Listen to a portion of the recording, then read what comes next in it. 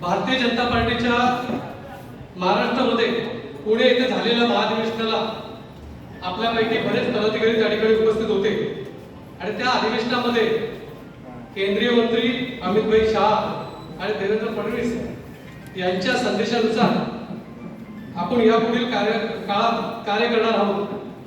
सार्वजनिक बांधकाम मंत्री रवींद्रजी चव्हाण यांच्या मार्गदर्शनाखाली लोकसभेमध्ये मिळवलेलं यश आणि यापुढे होणाऱ्या विधानसभेच्या तयारीसाठी आपण या ठिकाणी सज्ज होणार आहोत.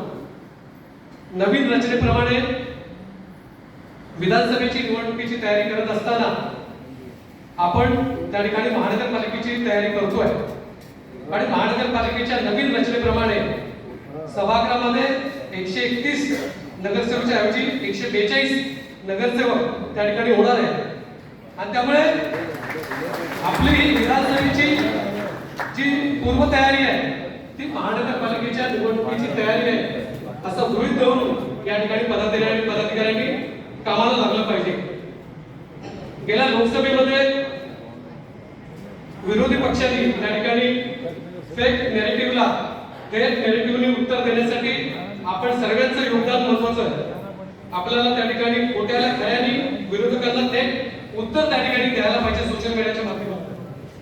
भाजप जिल्ह्याच्या अंतर्गत एकूण 5 महानगरपालिकेच्या हद्दीमध्ये एकूण 5 विधानसभा येतात आणि त्यामध्ये ठाणे शहर विधानसभा आहे, त्या ठिकाणी आमदार संजय केळकर आहेत.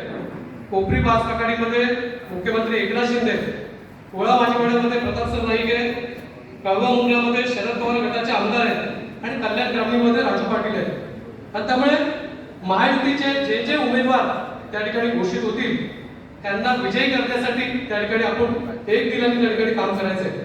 त्यामुळे मागील लोकसभेमध्ये आपण जे महायुतीचे उमेदवार त्या ठिकाणी नरेश बस्ते असतील, श्रीकांत शिंदे असतील आणि सावरासाहेब महायुतीच्या कार्यकर्त्यांनी त्या ठिकाणी मनापासून काम केलं आणि तिन्ही उमेदवार हे प्रचंड बहुमताने निवडून आल्याबद्दल सर्व कार्यकर्त्यांचं मनापासून या ठिकाणी अभिनंदन करतो शहर जिल्ह्याचा अध्यक्ष म्हणून.